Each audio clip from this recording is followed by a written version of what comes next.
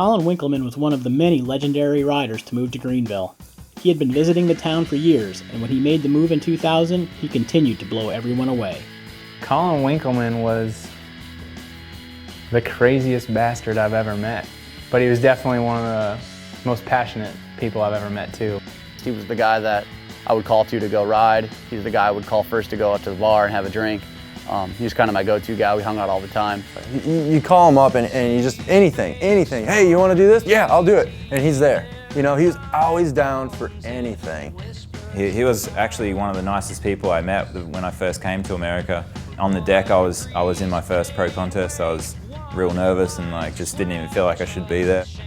I met Winkleman and he's like, "What's your name?" I was like, "Colin." He's like, "I'm Colin." And of course I know who he is, but he fully introduced himself like I'd never met him before, and just a real nice guy, just down to earth.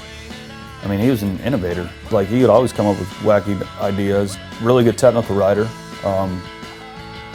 And I mean, Andy would go big. I mean, he was a great bike rider.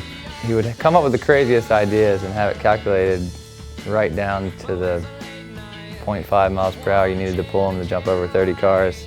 You know, Steve Nowak would put on contests at JC, and this is like '96 and even before then. And I remember me and Colin doing like a pro demo at one of them. It was such a good time. He definitely brought a piece to our scene that was outside, and you know, he thought about BMX in a totally different way than most of us did. He definitely was a well thought out dude about 95% of the time, but then there was this 5% and you'd see this look in his eye and you wouldn't know what he was going to do, but you knew it was going to be something pretty gnarly. And I don't even think sometimes he knew what he was going to do, but he would just, I don't know, he definitely would blow your mind when you got into that 5% zone. You could get pumped on the smallest thing and all of a sudden it was a trend in Greenville. The RC car thing was huge. We would always just meet up over at his house, and it would be like me, Josh, John Reed, and Winkleman, and we would just work throughout the night, you know, like on cars and planes. And he had a little backyard track set up for the cars too, so we'd always be running cars at night and stuff.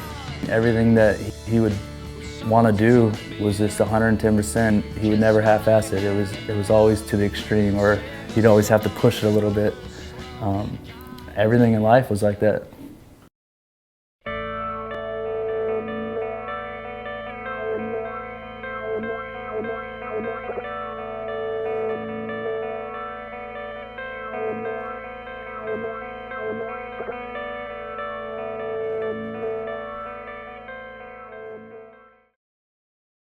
I was at home, you know, Winkleman's house is literally, you know, a block down the road, and my buddy Jerry called me and found Winkleman. I was coming back from New York City, and Gary Ream called me actually. He goes, "Hey, did you hear about Colin?" I don't think anybody could hear something like that and be like, "Oh yeah, you know, that makes sense." Like, dude, it just doesn't make sense. It's crazy. You know, it was a sad time for the riding scene in Greenville. No one saw it coming at all. Like, a huge shock, you know, one of the biggest shocks of my life. Just somebody that close to you in a small world that we have. I mean, it made a huge impact. People would think, you know, like, oh, did he commit suicide because he was hurt and all this stuff, or, you know, it's not something you're ever gonna understand. Nobody's gonna know. We still talk about him all the time, you know, and it's crazy how somebody that talented, you know, in one accident could just take everything from you. It makes you appreciate what we do have, you know, and how petty some stuff really is. We all got together out at JC and did a memorial for him, and everybody was really supportive, and really did bring everybody back together, you know, close, and kind of realize, man, this is a pretty big deal, and a lot of the things we've been worried about aren't really that big of a deal, so.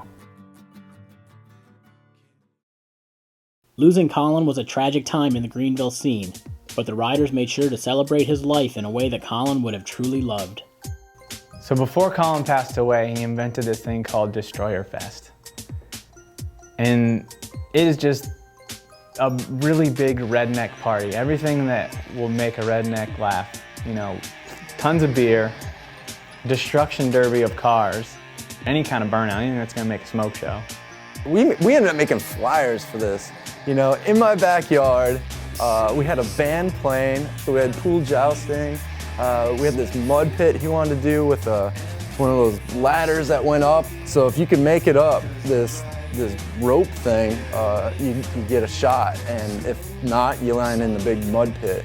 So that was the first Destroyer Fest, and Colin, like, he loved it. He loved planning it out. I mean, we had committees, you know? Like, you're in charge of the pool jousting. You're in charge of getting the car here, you know? Like, and then Colin wanted to do this huge slide going into the pool off of my roof, and I was like, yeah, you know, that's a good idea, but you know, slide off my roof, you know, it sounds fun, but on my roof.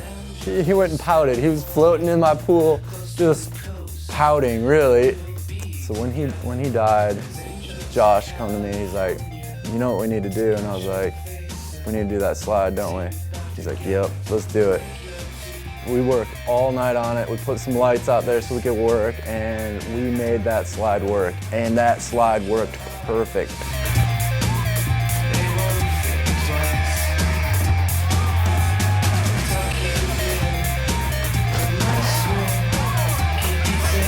The cops came and said, hey, if you guys keep lighting fireworks, you know, we're gonna have to give you this $2,000 fine. And I don't know, they were freaking out, and we're like, hey man, our buddy Colin Winkelmann passed away, and they knew the name, they had read it in the paper. And they're like, all right, well, we're just gonna bring the truck by in case something catches on fire.